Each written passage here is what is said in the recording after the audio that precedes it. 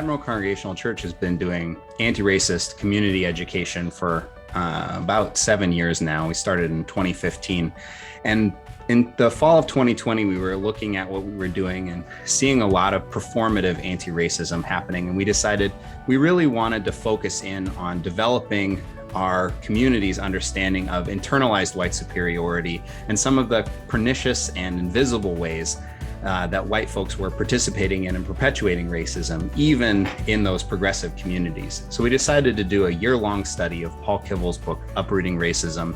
And we actually developed 2 tracks. One track was for individual edification, for individuals, 2 groups of 15 people to get together monthly to study his work and really digest the content. We also created a quarterly track that was designed for leaders of local organizations, mostly churches, to get together and think about how could we start implementing his work and these thoughts about what effective and honest and repentant anti-racism looked like in our local settings. And so we ran this throughout the year of 2021, and it has been really powerful, both for our church, for our local community, and for the churches of the Pacific Northwest Conference of the United Church of Christ. So I've been part of the RJCC, which is the Racial Justice Coordinating Committee of Admiral Church this past year. And I've really learned a lot about the difficulties of doing anti-racist work. And I've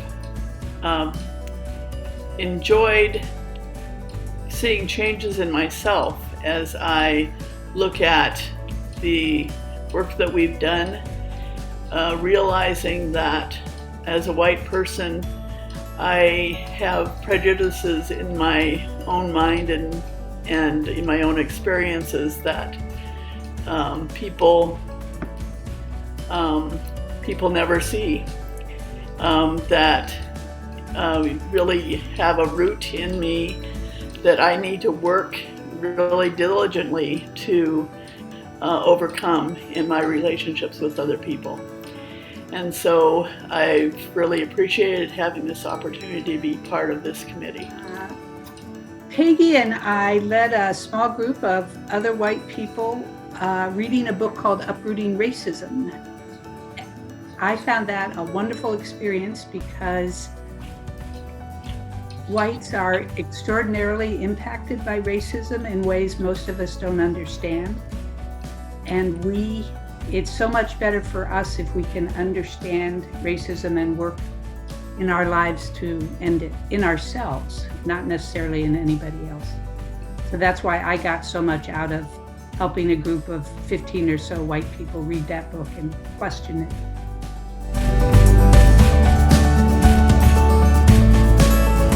The next thing I want to talk about is something that I hear from every pastor I talk to. Something happens and their congregation gets excited and they say, I want to do something. I'm tired of reading books. I'm tired of talking. I want to do something. How many of you have had this come up in your setting, right? So I first want to ask, where does that ask come from, do you think? What's the motivation that's behind that demand to do something, quote unquote? Okay. I would say guilt.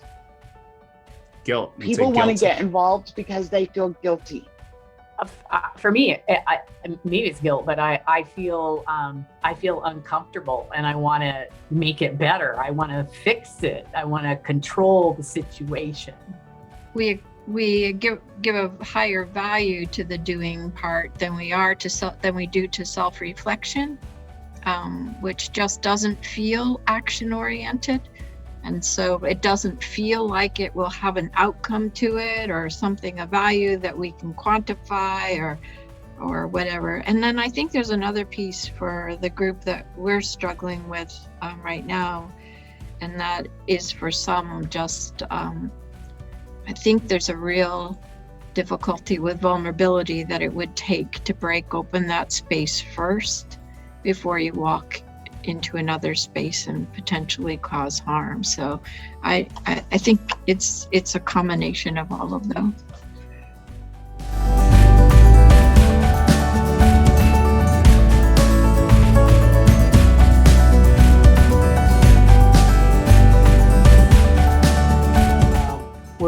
time of tremendous leadership by people of color in this society and in many other places around the world.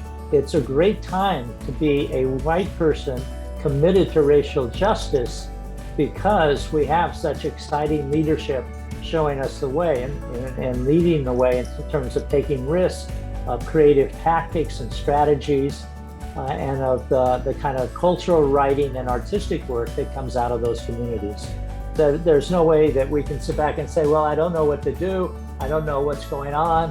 I don't know who to follow. The problem is there's so much going on that it's a question of, okay, so where do I fit in? You know, what's my piece of the work? Who can I learn from and follow and support? Karen. I think what's sticking out for me is the conversations often around racism, for good reason, often look at institutional pieces and political issues that are happening, and we tend to forget that the toxicity is within. And if we have any place where we can start or do something significant, it can be within our own home, it could be within our own home church, whatever it is. But we were talking about this a little bit in our group today, our Uprooting Racism small group. Just at least it was helping me reflect that as I was reading through chapters, the all out there-ness was even easy to talk about in some ways, even if I couldn't solve things and it made me angry or made me sad or whatever. But when I pull it home, there's some things to do, and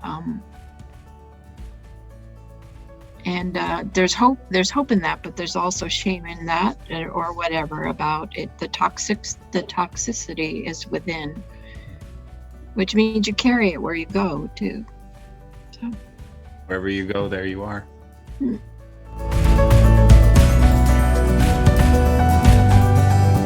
What kinds of places are you already connected and know people? Because so much of activism and organizing is based on relationships.